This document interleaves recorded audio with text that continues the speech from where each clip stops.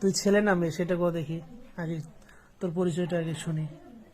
আমরা তো অনেকজন, তোমার পরিচয় জানতে আমাদের চেয়েছি। অর্ধেকের মেয়ে অর্ধেক ছেলে, সমান সমান না কিছু কম বেশি আছে? কিছু কম বেশি আছে। তোমার নামটা বলো। ছেলে বেশি না মেয়ে বেশি? ছেলে বেশি। ছেলে বেশি। তুমি ছেলে না মেয়ে? আমি ছেলে। তোমার বয়স কত? 280 বছর। নাম কি? তুই তো পিচ্ছি রয়ে গেছিস এখনো। না বলে।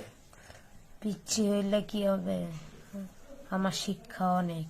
তুই যে বললি 280 বছর তোর বয়স, তাহলে তুই তো ইংরেজ শাসন দেখেছিস। ইংরেজ শাসন সম্পর্কে কিছু বলতে পারো? আমি কেন বলবো তোরে? বেটা, আমি একজন হুজুর মানুষ, তোর বন্দি করে ফেলছি, এই ছেলের শরীরে ধরে নিয়ে আসছি, তোরা তো নিজের থেকে আসো নাই, আমি তোদেরকে ধরে নিয়ে আসছি। অন্য কবিরাজ শরীরের ভিতরে আনতে পারেনি, আমি তোকে ধরে নিয়ে এসে আমি কথা বলতেছি, এরপরেও বড় বড় কথা কইতাছিস। তুই কি নিজের থেকে আসছো এর শরীরে এসে আমার সাথে কথা বলতেছো? আমি একলা আসছি, কেউ আমারে পাঠায় নাই, আর নিজের ইচ্ছায় আসছি। আচ্ছা, তোর নামটা কি? ছেলের আব্বু জানতে চাই, বল। আমার নাম দিয়া কাম কি তোর? আমার নাম কমু না। তুই কি হিজরা? না করলে কি করবি, আমার হিজরা কবি না। মুসলমান না হিন্দু? তুমি মুসলমান না হিন্দু? আমি কোন ধর্মেরই না। কোন ধর্মের না, নাস্তিক? তারও আমি আচ্ছা, ধর্ম। ভিডিও যেহেতু হচ্ছে, ভিডিও করলে সমস্যা নাই তো নাকি? না, আপনার যদি সুবিধা হয়। আমার সুবিধা কি, মনে ও একটু বড় বড় কথা বলতেছে তো এই জন্য মানে মনে হইলো যে তাহলে একটু ভিডিও করি। আজকে সারাদিনে তো অনেক রুগী দেখেছি, একটা ভিডিও করছিলাম মনে হয়। তো ও যেহেতু বড় বড় কথা বলতেছে তো ওর প্রমাণটা রাখতে হবে না? হ্যাঁ, এই জন্য। ঠিক আছে। আচ্ছা, একটু পরে তোরে তো জবাই করে ফেলবো, তো তুই যে এত বড় বড় কথা বলতেছ, তোর কলেজায় কি ভয় লাগে না? কয়বার কমু, ভয় লাগলে কি আসি? আচ্ছা, তোর কোন বাপে পাঠাইছে? তোর বাপের নাম কি? আমার বাপের নাম দিয়ে তুই কি করবি? তোর বাপে পাঠাইছে না মায়ে পাঠাইছে, কোনটা? কেউ পাঠায় না, আমি নিজে আইছি। বাপ মা আছে? না না, ওই বাপ মা না, ও বাপ মা বলতে ও, কোন কবিরাজ পাঠাইছে? ওকে বাপ কস না মা কস, ওই মহিলা কবিরাজ না পুরুষ কবিরাজ, সেটা জানতে চাইছি। আরে কয়বার কমু, আমি নিজে আইছি, শুধু কথা বারাস। তো নিজে কেন আসছস? তোর এতে লাভ কি, ইন্টারেস্ট কি? এই ছোট্ট ছেলেটাকে ক্ষতি করে লাভ দিয়া তুই কি করবি? এই ছেলেটাকে নিয়ে তো পুরা ঢাকা শহর তামা তামা করে ফেলতেছে। মেডিকেল বিভিন্ন ক্লিনিকে গিয়ে অনেক পরীক্ষা নিরীক্ষা করছে, হুজুর মানুষ, টাকা পয়সা সব শেষ করে পরে ঋণ পর্যন্ত করছে। এই ছেলেকে মাদ্রাসায় পড়াইতে পারতেছে না। কয়েকদিন আগে মাদ্রাসায় দিয়েছে, সুস্থ ভালো ছেলে, কোরআন পড়তে গেছে, মুখ দিয়ে তাজা রক্ত বাইর হয়েছে। কি হয়েছিল হুজুর একটু বলেন তো? কি? ওই মাদ্রাসা দিয়ে আসছে দুপুর বেলা, মানে হুজুরে বলে আসলাম, ওদের নজরানা পড়া হয়ে গেছে, অনেকদিন বাকি হয়ে গেল, তো হেফজ শুরু করুক। আচ্ছা ঠিক আছে, দিয়ে গেছে। দুপুরে খাওয়া দাওয়া করে পড়তে পারছে, নাক দিয়ে মুখ দিয়ে রক্ত, গলা দিয়ে রক্ত এসে দিয়েছে। নাক দিয়ে কলকলে কোরআন শরীফের পাশে রক্ত পড়তেছে, তারপর ধুইতে গেছে, ধুইতে যাওয়ার পরে ওখানে গলা দিয়ে বমি আসতেছে। তারপর আমরা বিশ্বাস করি নাই, মনে করছি ও হয়তো দুষ্টামি করতেছে, কপের সাথে রক্ত আসছে। বাসায় বারবার হুজুরা ফোন দিছে, আমরা যাইনি। বিকালে ফোন দিছে, যাইনি। সন্ধ্যার পরে 7টা বাজে গেছি আমি। যাওয়ার পরে বাসায় নিয়ে আসছি। আসার পরে হুজুরা ওই ক্লাসে বসায় না, নাক দিয়ে রক্ত আসে। যখন কোরআনের দিকে তাকায়, নাক দিয়ে এরকম কলকলে রক্ত আসে, নিচের দিকে তাকাইতে পারতেছে না। আচ্ছা, তখন ও হুজুররা ওকে আলাদা রুমে বসায় রাখছে। বসায় রাখার পরে আমাকে ফোন দিছে, আমি গেছি বাসায়, নিয়ে আসছি। নিয়ে আসার পরে বলছি যে আমি তো দেখি নাই, দেখবো তোমার আজকে আচ্ছা, রক্ত আসে। বুঝছি। এই ছেলেকে হেফজ যখন শুরু করতে বলছে তখন কি রোগ হয়েছিল, কেন রক্ত পড়তেছিল? আমি ফেলাই নাই। কে ফেলাইছে? কইতাছি না আমি ফেলাই নাই, তা আসলো কেন রক্তটা? তো রক্তটা কেন আসছিল? আমি জানি না। তোমার কোনো সাঙ্গু পাঙ্গু ছিল? হতে পারে। হতে পারে কি? এটা ডাইরেক্ট ক। হ্যাঁ, কি করবি? এটা কি আবহাওয়া বার্তা যে আগামীকালকে দমকা হওয়া হইতে পারে? তুই আমারে কি ভাবছস? আমি ভাবছি যে তুই মোটামুটি ভালোই চালাক আছিস। বোকা টাইপের জিন হলে তো অনেক আগেই স্যারেন্ডার করতি। সহজে স্যারেন্ডার করতেছে না, মানে চাপার জোর আছে তোর। চাপার জোর আছে দেখেই তো কথা কই। তো একটু আগে তো কথা বলতে পারতেছিস না, পরে অনেক কাজ করে দিলাম, এরপরে না যখন কথা বলা শুরু হইলো। তখন তো আর ভিডিও করি নাই, তোর সাথে অনেকক্ষণ ধরেই তো কথা বলতেছি। তো দেখতেছি তুই যেহেতু বড় বড় কথা বলতেছস, তা তোর ভিডিও কইরা তদবির করে ছাইরা দিমু, সারা বিশ্বের জিন ভূত মানুষ সবাই দেখবে আর বলবে যে কত বড় বড় কথা বলছিল এই শয়তানটা, তারপরেও হুজুরের কাছে স্যারেন্ডার করে নাই। হ্যাঁ, আল্লাহর কোরআনের কাছে আত্মসমর্পণ করে নাই, বরং আল্লাহর কোরআনের বিরোধিতা করতে গিয়েছে। মাদ্রাসার পড়ুয়া ছাত্রকে ক্ষতি করতে গিয়ে সে নিজে হুজুরের কাছে ধরা গেছে এবং মরছে। নিজের জীবন নিজে। আমি যে বললাম যে ওর আব্বু আম্মুর পা ধইরা ক্ষমা চাও, শুধু পা ধইরা ক্ষমা চাইলে ইনশাল্লাহ ক্ষমা করে দিবে। নে পা ধর। আমার কি ঠেকা পড়ছে? তো কি করছে? পা ধরে ক্ষমা চাই দেখি লজ্জা লাগে?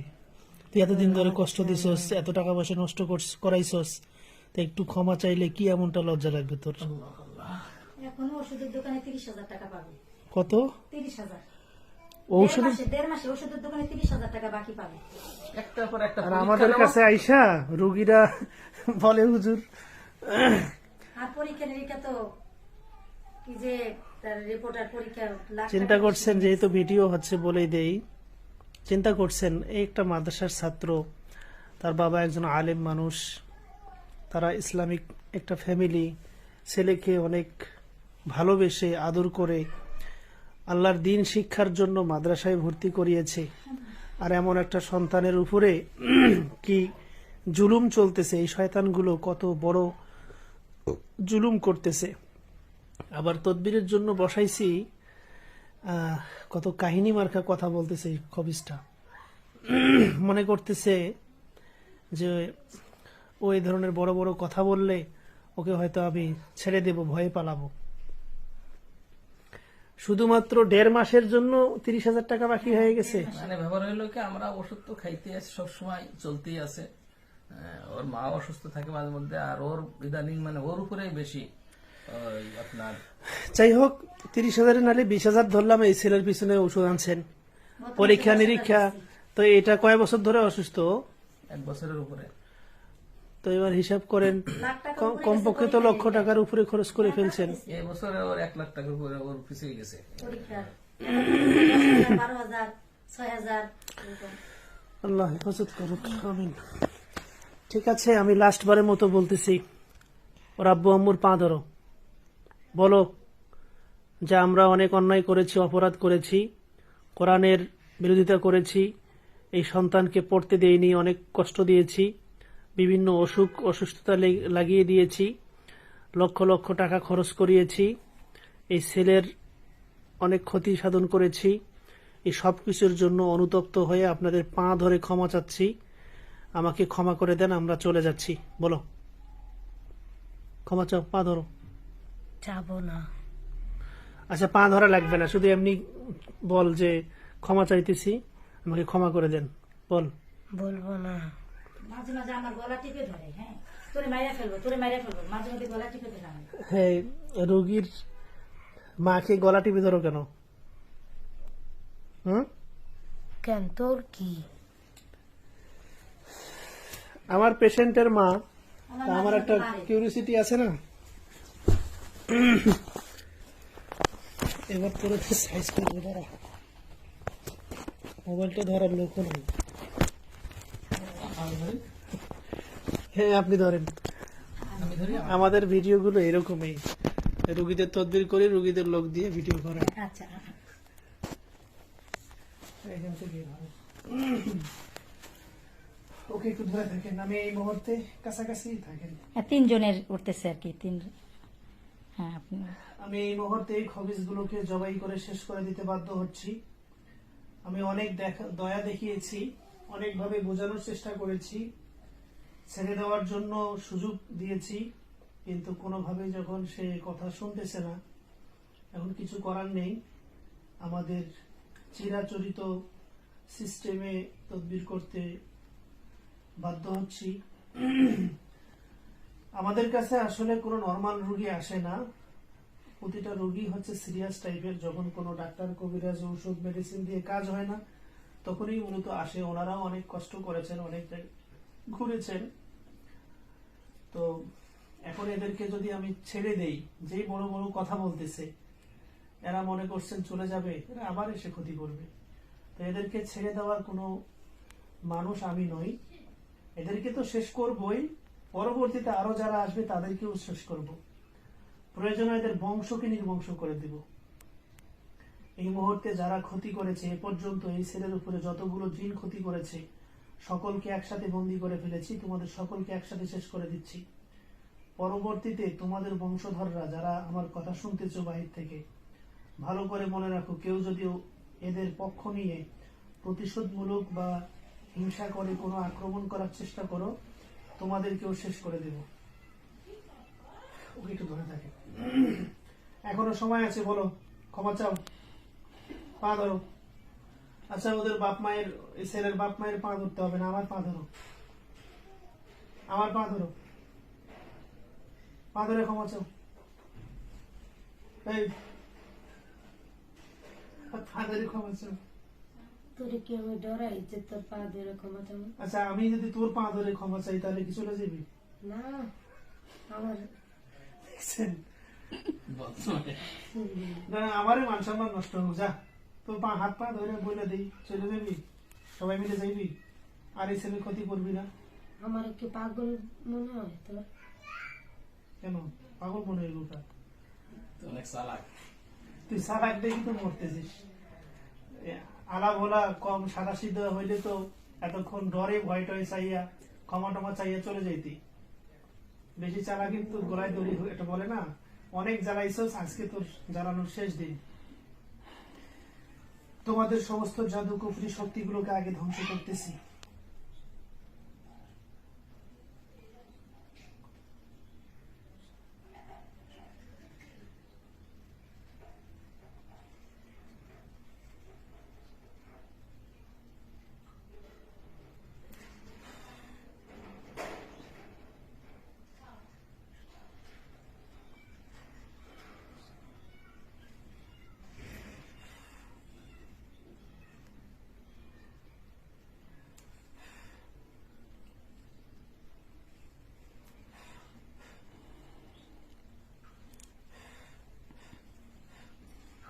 দেখ, তোদের সমস্ত ক্ষমতাগুলোকে ধ্বংস করে দিয়েছি। এতক্ষণ যে সমস্ত শক্তি নিয়ে বড়াই করেছিস, মনে করছিস যে তোদেরকে মারতে পারবো না, সেই ক্ষমতা আউট করে দিয়েছি। এবার বল, চলে যেতে চাস? চলে যেতে চাস? এই চলে যেতে চাস?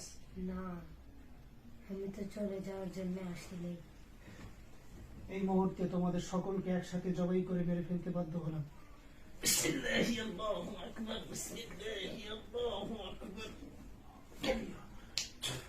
মনে থাকে না, বেহুশ হয়ে যাবে।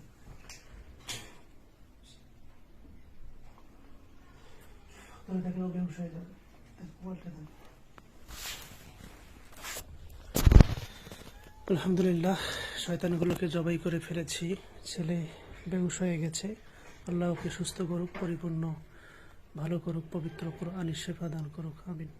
সকলে দোয়া করবেন আল্লাহ যেন ওকে অনেক বড় হাফেজ, আলেম, মুফতি, লেখাপড়া শিখে বড় হক্কানি আলেম হওয়ার তৌফিক দান করেন এবং দিনের খেদমত করার তৌফিক দান করেন, আমিন। দেখি, সোজা হয়ে বসো তো। কি নাম তোমার বাবা? মাহির। হ্যাঁ, মাহির। মাহির। দেখছেন, আলহামদুলিল্লাহ। এখন অরিজিনাল মানুষের কণ্ঠটা দেখেন তো কত নমনীয়, ভয়েসটা শুনুন। কি নাম তোমার? মাহির। মাহির। কি করো তুমি বাবা? লেখাপড়া করো? কি হয়েছিল তোমার এতক্ষণ? কিছু মনে আছে তোমার? হ্যাঁ, আমি তো ঘুমিয়েছিলাম। মাথাটা সোজা করো না, আমার দিকে দেখো, এই মোবাইলের দিকে তাকাও তো। আমি এখানে কেন? কোথায় তুমি? তুমি সুস্থ হয়ে যাইবা ইনশাআল্লাহ। তোমার উপরে যে শয়তান জিনগুলো ছিল এতদিন তোমাকে যে কষ্ট দিয়েছে, মাদ্রাসায় পড়তে দেয়নি, তাদেরকে সাইজ করে ফেলছি। একটাকে মারার পরে তার সাথে আরো অন্যরা আসছিল, তাদেরকেও শেষ করে দিয়েছি। তুমি সুস্থ হয়ে যাবে ইনশাল্লাহ, তোমার সবকিছু স্বাভাবিক হয়ে যাবে। তোমার আব্বু আম্মু তো ভুল করছে, অনেক আগে ওনারা যোগাযোগ করেছিল এই ছেলের জন্য, আমি বলেছিলাম। তো ওই সময় আমারও হজে যাওয়ার প্রোগ্রাম ছিল, আর সুযোগ পাইনি, আমিও পাইনি, ওনারাও পাইনি। কিন্তু এতদিনে ওর ক্ষতি আরো বেশি করে ফেলছে। তো আজকে শ্বশুর বাড়িতে আসছি বেড়াইতে, এখন আমার দিছে তদবির করতে লাগায়। যাক, আল্লাহ ওকে সুস্থ করুক, আমিন। সকলে দোয়া করবেন। আসসালামু আলাইকুম রহমতুল্লাহ। আচ্ছা, একটা জিনিস, তুমি চোখ বন্ধ করে দেখো তো কতগুলো লাশ দেখতেছো। চোখ বন্ধ করো, ভয় পাওয়ার কিছু নেই। দেখো তো কি হয়ে মারা গেছে এবং কতগুলো লাশ দেখতে পাও। কিছুই তো দেখতে পাই না। মাটিতে পড়ে আছে, কিছু দেখতে পাচ্ছ? না হুম। না, আপাতত কিছু দেখতে পাচ্ছি না। আচ্ছা ঠিক আছে, তোমাকে আর দেখাইতেও চাচ্ছি না, কারণ তোমাকে আবারও ফু দিয়ে আবার নর্মাল করে জিনদেরকে তোমার চোখের সামনে হাজির করতে চাচ্ছি না, মরা লাশগুলোকে। বন্ধুরা, এদের লাশগুলোকে দাফন করে ফেলো। ঠিক আছে, চোখ খোলো।